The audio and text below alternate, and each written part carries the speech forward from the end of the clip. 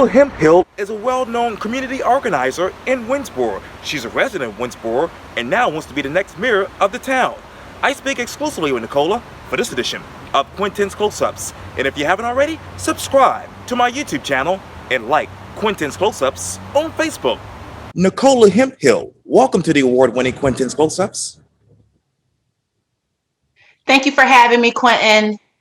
This is probably my second interview, so bear with me. Every time I watch these things afterwards, I'm cringing a whole lot. So hopefully I'll do good with you this time. I know that you are a mayoral candidate for obviously the towns of Winnsboro here in South Carolina. And, you know, I went back recently to a post that you posted many weeks ago, and it says this: I bear the hopes, dreams, and pain and hard work of this town. I've been an activist in our community in a non-elective capacity for many years. The work I've done has not been enough. With that being said, I actually obviously humbly filed for my candidacy for mayor of the town of Winnsboro. Let me ask you this: why Winnsboro? Why Nocola? Well, Winsboro, because this is my baby. This is where my roots are.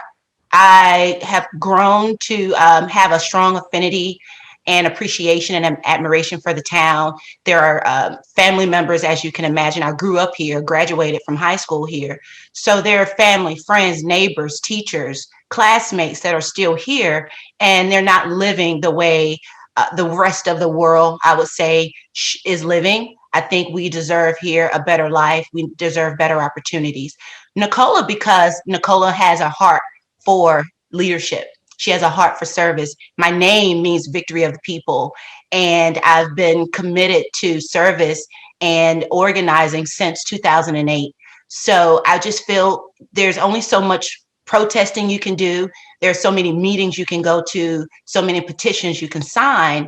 And I've learned over time that what we need to do is do more than vote at this point. I think we're in a different climate in politics, and it's time for us, those of us who really care, those of us that are frustrated with the system, to do more than vote, to get off of Facebook and social media and to put our commitment on the front line and on the ballot.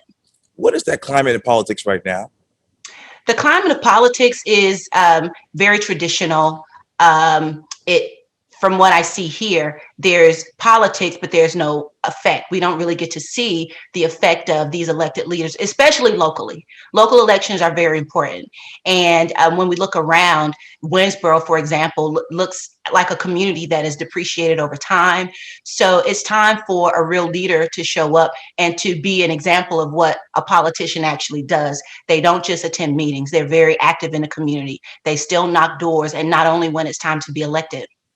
As a matter of fact, you said this quote: I'm called to serve the best interests of women and children through visible and action-oriented thought leadership. What is an example of that right now in Winnsboro? Well, we have to be intentional about the plans. We can't, what I also say is there is there's 30% unemployment, 30% unemployment here in Winnsboro, right? So we have folks that are elected and they sit some 2 to 3 terms at a time.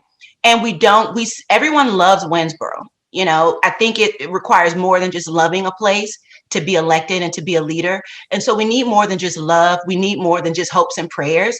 We need real action. We need people, a leader that is actually in the homes, talking to the youth, talking to the seniors, and finding out exactly what they need and bringing those resources to the community. And you said this quote: as a native of Winnsboro, this town no longer looks like the place I grew up.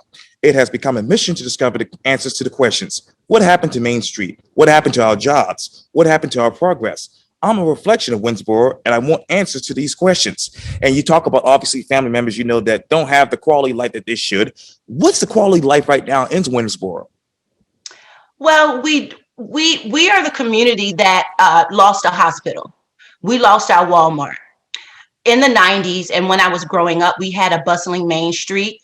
It was it was full of local entrepreneurs, Black-owned businesses.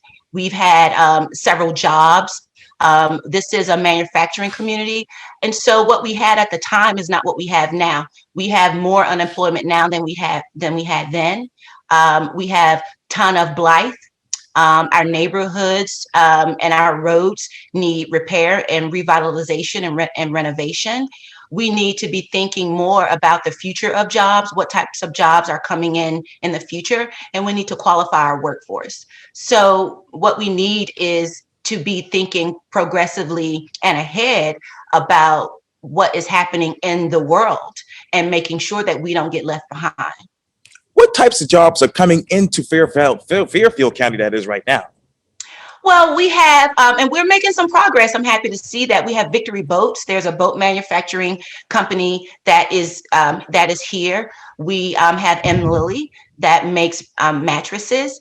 And we have Elements, which is a television manufacturer that's been here for quite some time. The other two that I just mentioned are fairly new. And so I love that our county and our county administration, they are allowing these jobs to kind of come back in, but we need more. I can't count, hadn't counted how many we had back then, but I mean, we had jobs and manufacturing everywhere. And it made the energy around here a lot more vibrant. You could tell that people had a greater sense of pride. And what we have now, like I said before, is dilapidation, abandonment. Our main street is filled with buildings that are not open. You come down our street, you can see the awnings that have torn down. It's just no pride whatsoever. And as you mentioned, I love this community. It doesn't look like me. I take pride in my work, but my work is a reflection of who I am. And when I look around, I don't see myself. I don't see the people who've worked hard to lift this community up. We need to do better. Now, let me ask you this. What property maintenance codes would you enforce for the town? Oh, wow. I would like to make sure that you have a functioning business. You know, we have people who own real estate on our main street, for example, and they're just sitting on it and they're using these properties as storage. So that's one of the things that I would definitely implement. We need to make sure that there's some consistency in the aesthetics of, you know, our awnings, our signage, and different things like that. What I would love to see our main street become is a tourist destination for shopping and restaurants, bookstores. Is definitely what we have here is a walking and a biking community. And we just need to be thoughtful and be thought oriented in terms of what we need, what we have the capacity to produce here, and making sure that we do those things in alignment with an overall hospitality and tourism plan. Winnsboro is the sister to Charleston, South Carolina, and we know how vibrant Charleston is. And so I would love to have a little bit of Charleston in Winnsboro. Let me ask you this. What is your connectivity plan for the town of Winsboro? Oh, wow. Well, here's the thing. As a mayor, I'm a weak mayor, which means I attend the meetings and I give my vote, right? So with that being understood, most people can see that as a limitation to a degree. But what I see is working with our county council because they are fully responsible for the jobs and the industry. So it's important that we liaise these relationships, that we connect our governments. Usually our government entities, school board, county council, and our municipality, they work separately. So hopefully with my PR skills, I can begin to liaise and bring those relationships back together so that we're all on the same page and we're working united as one voice and one mission and one agenda, not just for Winsboro, but for all of Fairfield. What type of relationships do you have with those entities right now? Well, I've attended meetings. I am a member of the Fairfield Democratic Party, the NAACP, as well as the local Democratic Black Caucus of South Carolina. So again, I've been active. I've been working with a number of these people, our county administrator, our school board, as well as, well, not our school board, but our superintendent, Dr. J.R. Green. So they are familiar with me. They know when I show up, Nocola is ready to work or she's talking about some type of work. So they know the type of personality that I have. They know that I'm about my business. And what I see is that we will be able to continue and to grow this relationship to something that we can bring tangible solutions and resources to our community. Now, how many small businesses would you create to improve Main Street in Winsboro? Create, well, that would depend on our resources because again, we have a community that's not working for the most part. So how I see it is bringing in those entrepreneurial resources, so that we can train those who would like to become entrepreneurs. We can teach them about marketing and branding, staging, all those different elements that would create a beautiful and a successful storefront, for example.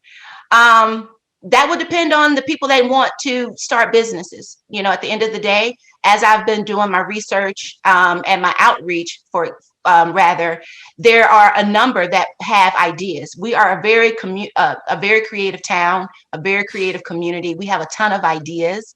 But that would depend on the need and those who would like to become entrepreneurs. I would like to strengthen our Chamber of Commerce. I think that would be the best opportunity for our entrepreneurship and our small business hub to bring those resources and to strengthen the chamber and to work with the SBA, for example, and the USDA for grants. We have more jobs. We have more land than we have jobs. So I see an opportunity to bring more farmers into the fold. We have a $50 billion of agriculture money going over our heads in Winnsboro. We need to bring those resources here. So I just want to find the resources, open the doors for those who would like to take advantage of these opportunities, and we can become the job creators through entrepreneurship and small business ownership. And in that way, we can support our county when they're bringing in jobs and industry. We can be on the flip side and our entrepreneurship department, if you will, creating jobs and opportunities on that side. Now, what zoning codes would you retweak as far as land use into town of Winsboro? Well, there's not a lot of land here in the town. There's more around in the county. So again, that wouldn't be in my jurisdiction. A lot of my role as the mayor literally is just limited to chairing our meetings. So I would have to be a force and use my influence to suggest to our county what we need to do in terms of land and farming. Again, I'm going to have to step outside of my role, which would make me different than prior mayors because they just do their one job. I want to expand my reach and do more than just my job as a mayor to help with our county plans, our school board and school district and so forth. How would you then improve the financial profile of the town to ensure that your physical and financials are stable? Well, understand I don't come from a background of politics, and so I need to have access. I need to put my eyes on certain things to see what's wrong before I can determine what needs to be fixed. So I would just look at what we've done already, find the holes, find the waste in our municipality, and try to close the gap on the waste to stabilize or balance our budget and different things like that. And where are those holes right now? I don't know. I haven't seen it yet. So, like I said, I'm not an elected person right now. I'm just a mom coming out of her home and coming out of the community to run for the seat. So I need to have access to a lot, our courthouse records, everything. And then once I, take a look at that, then we can, do an analysis. I would love to, I have plans on conducting a municipal audit. So that we can get a full overview on things. And then once we look at what's wrong, we can make a better decision on what needs to be fixed and how do we close the gap on a lot of this stuff. Let me return back to really Main Street in Winsboro and that and surrounding area. What plan do you have to keep the Old English district vibrant? Well, I love our history. I think it's beautiful. And like I said, I see Charleston and I see I see a future based on what they've done down there. So we got to preserve our history. I don't want Winnsboro to look like Columbia. I don't want our main street to change. I do want to preserve the history. So I know we have historic preservation consultants or builders, those that will make sure that we're not just tearing things down. I want it to look like old Winnsboro, but with a new and renewed purpose, renewed sense, and more vitality. What biggest assets in Winsboro would you market right now? Main Street is beautiful. Once we once we establish, like you said, the code and the ordinance, and maybe try to clean up the house a little bit, the plan, I believe, to in my heart, that our main street is the future. It's going to change everything if we can stabilize our main street and bring people in and increase our traffic and create like small like growth opportunities. I think that that's the key. um, that is where we were before the Walmarts, before all the fancy big industry came in to our town. We were able to keep our community going on our own. So I want to get back to that.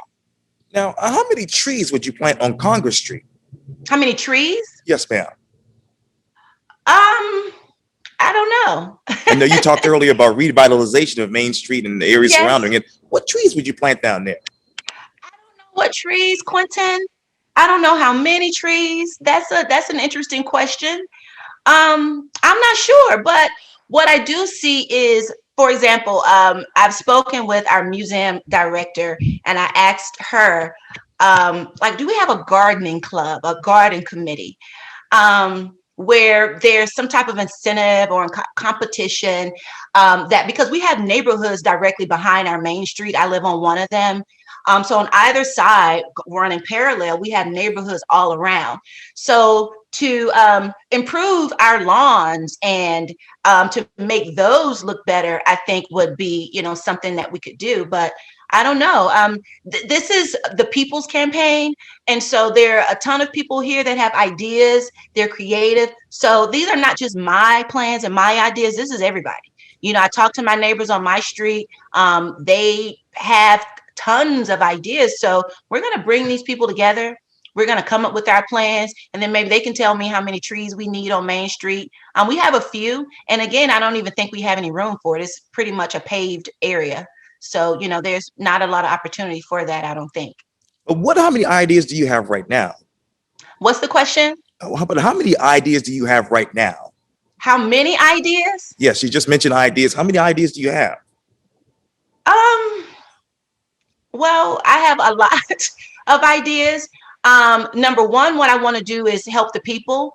We're still dealing with COVID-19 and joblessness and food problems. So the very first thing I want to do as an elected person is come in with the resources for the people and take care of people where they are in their homes. The next is strengthening our transportation. We have a transportation system that's not quite adequate as I would like to see it. It doesn't run all the time. I've had constituents that have called me to pick them up from our local ER. We don't have a hospital, but we have like an ER facility. So we need to make sure that those people who have jobs and need to get to the hospital or to the grocery store, that we have a fully functioning. We do have transportation, but I'm not exactly sure, how that works. It doesn't run on a schedule. There's not like a bus stop like you would see in other cities. We have a problem in our utilities, where our utility bills are running sky high. So to put a freeze on utility disconnections and to get a grip on why these rates are so high and to bring some relief to the residents is what we want to do. What is your comprehensive plan for public transportation? Again, this will fall on the county. So what I'm going to do is introduce ideas. Again, once I see what we have access to, once I get to look at the logistics, the infrastructure, look at things from the back end, present my plans and my suggestions from that standpoint. But a lot of my recommendations would have to go, in this case, would have to go to the county because it's Fairfield County Transit System, not the town of Winnsboro Transit System. Now, you talked a lot about unemployment during this particular interview. How many jobs have been lost in Winsboro over the past 4 years? When I ran, I was a write-in candidate back in 2018, and we were the number 4 most unemployed county in the state. Because of the current jobs that are here that I mentioned earlier, we are now, I believe, number 6 in the state. So we have quite a ways to go. You talked earlier about COVID. With the COVID situation affecting the local economy so badly, how has it affected tax revenues that the town need to fund transportation and other major projects? How has it affected tax revenue? Yes, ma'am. I'm talking about affected tax revenues that the town needs to fund other projects, major projects in the town. I'm not sure.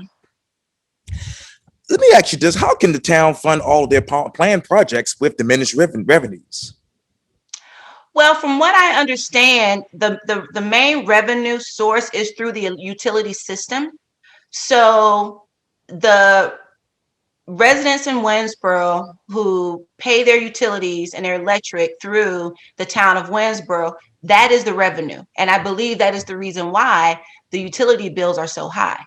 So we need to, and this is something that I need to look at. Okay. You know, I'm not elected, I'm not in the meetings and that kind of thing. So the town of Winnsboro, with this election, there's Winnsboro and there's town of Winnsboro, right? Okay. And there are a number of people that, for example, in terms of voting, they believe because they live in Winnsboro, they can vote in this election, and that's not necessarily the case.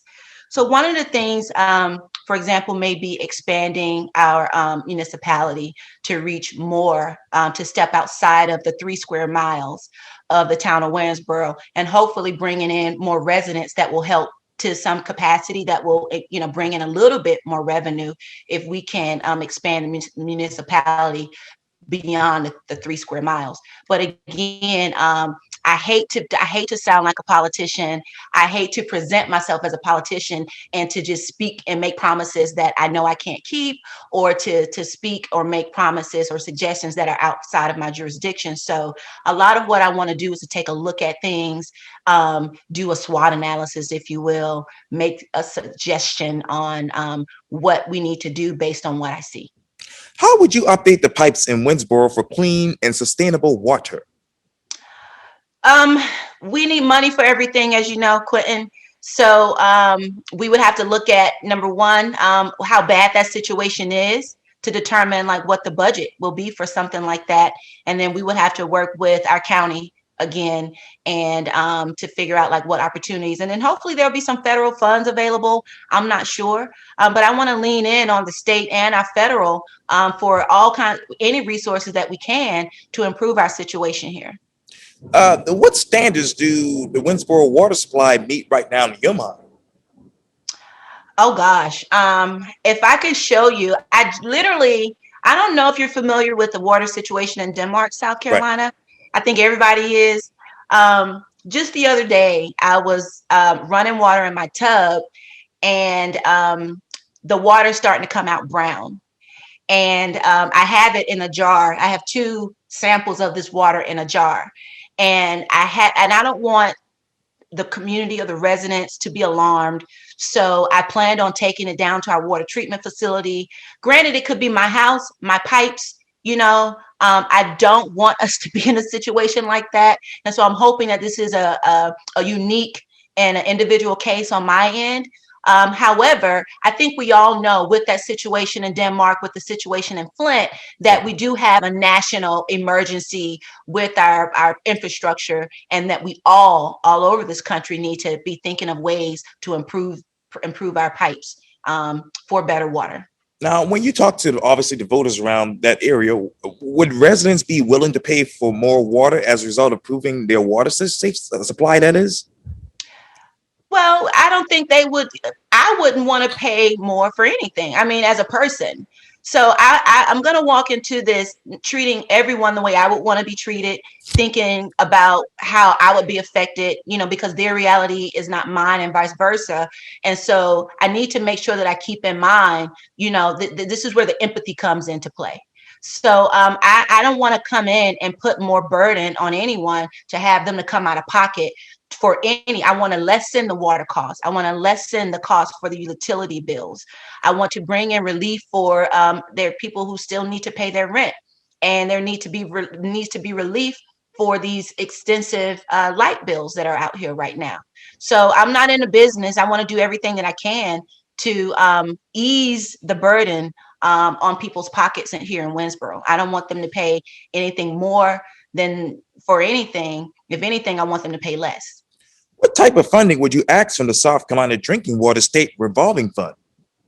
I would have to see what grants are available. It depends on what's out there. So whatever's out there and open and active for requests or proposals or grants, then I will go for those that as they relate to our unique needs down here. What alternative supplies of water would you look at if you were to become mayor? Alternative supplies of water? Yes, ma'am. I'm not sure. I would have to look into that. Okay. Let me talk to you about obviously the way you would communicate your plans as far as improvements to the community. What would that look like? Well, we need an updated website. Our townofwinsboro.com kind of reminds me of a MySpace page. So it needs to be a lot more functional, so that we can put in maintenance requests, different things like that. I know we have that on maybe a state level, but, a way that we can just go to something that's local here, go to our website, get answers, make phone calls. So that would be something that needs to be improved in terms of our communication and making sure that we all have access to information. I would like to continue to use social media, maybe a monthly or quarterly address that updates everyone on what has happened this quarter or this month, what's on the table, because we don't have a lot of attendance at these meetings. So to make sure that we're covering all the bases. We still have issue with broadband and internet access even here in town. So to make sure that we are covering and meeting people where they are. So newspaper announcements and notices, newsletters in the mail, state of Winnsboro town hall online, and maybe having listening sessions in the community once COVID is behind us. So this is where I love to be in the community. So just to make sure that I want to be fully transparent. One of the biggest concerns here is that nobody ever knows what's going on. Nobody ever knows what's going on. So I've been in the background listening to all the complaints. I've heard all this stuff. It's almost like being the undercover boss. And now that I've seen everything with my own eyes and listened to things with my own ears, I can show up with these resources. Now, you talk about transparency, but how accountable will you be? Fully accountable. I don't play any games with this thing called politics. I don't take this lightly. These are people's lives. I'm not here for ego or anything like that. I would rather I would have chosen to continue to do the work as I was doing it in the background, not on camera, not doing interviews, because this is outside of my comfort zone. I would rather, just be in the back. However, the same problem that I think most people have with politics and politicians is the problem that I have. And I know what we need. We need someone to be fully transparent. So open door. My phone, everybody at this point, for the most part, has my number. They call me today for resources. They inbox me about food and, assistance with their bills. Those are just the things that I don't talk about online. I don't take pictures for these things, but, they're the people who know me and my constituents, if you will. They know that I'm the person that they can call, and that's, I'm not going to push them off on someone else. You call me, I'm going to resolve it. That's why you're calling me, is to fix it, not to send you down the rabbit hole and talking to 2 or 3 other people that's going to run you in circles anyway. You talk obviously about the broadband access issue right in the towns of Winnsboro and really Fairfield County. Should the state of South Carolina make internet a utility? I think so. And then we had a grant. So we had a grant that was supposed to expand our broadband by the end of last year. And there's a number of people that's still trying to figure out what happened with that. And I don't know if that was to improve those improve the service that those who already have it, improve the service as well as expand it out. So we need to make sure, and see, this is where I would come in to make sure that we're staying on top of this stuff. You know, again, this is through the county, however, but my job, and as I see it, would be to just to stay on them and to keep following up. And that way I can inform the community on what these improvements are, what the timelines are, when we get off track of the timeline, to go back and find out, well, what are we doing here? So it's important that we definitely consider making it a utility. I think it should be. Um, Making it a utility, making it accessible for everyone. Um, COVID has taught us that we need to maybe look at this thing differently as a utility because there was such a need. You know, it's not a luxury. It's something that we need to, like, I work from home. Um, you know, you have kids who graduate high school that may stay home and they still may be taking classes virtually along with the kids that are in school. So I would love to work with our state legislation to make sure that we can explore those possibilities.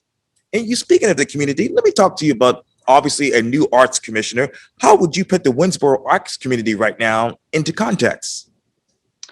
So we have our museum director was my art teacher in fourth grade. That's how small and how close knit this thing Oh, is. So she is the museum director and an artist. mm. And we've been talking forever, for years. And that kind of goes back to my relationships with everybody, you know. Um, she and I have been talking for years about plans to expand the museum, to do local exhibits of our local artists, different things like that. This is very much an artist town. Like, we're everywhere. And so to create the space, and to bring the community in, we got a lot of work to do, Quentin. We're talking about going from nothing to something, like going from no event space, for example. No, we just need so much. We have so much work to do. So it's going to take probably, you know, anywhere from 2 to 5 years to see this stuff come together. But we have a Juneteenth celebration coming up, for example, this year. So that will probably be the first collaboration that she and I have. And we've been talking about Juneteenth for the last 2 years, she and I. But I'm going to lean in on her. I mean, she knows everyone. We have a local international artist. His name is Blair. He doesn't live here, but there's a lot of artists here, a lot of crafty people.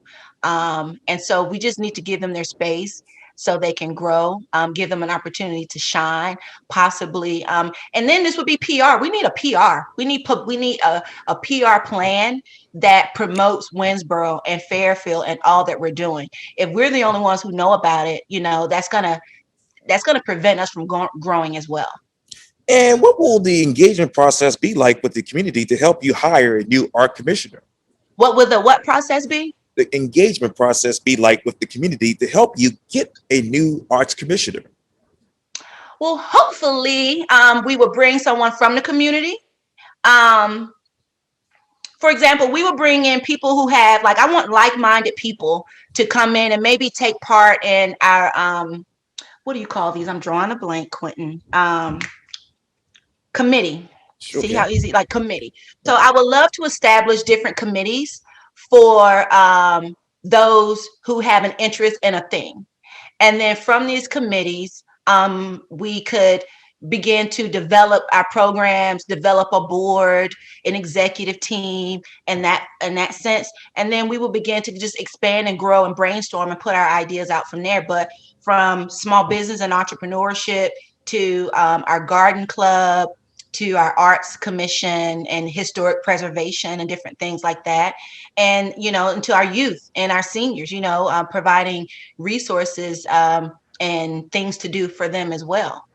Now, let me ask you this. Do you have a 10-year master plan for the town of Winsboro? Well, we have those already.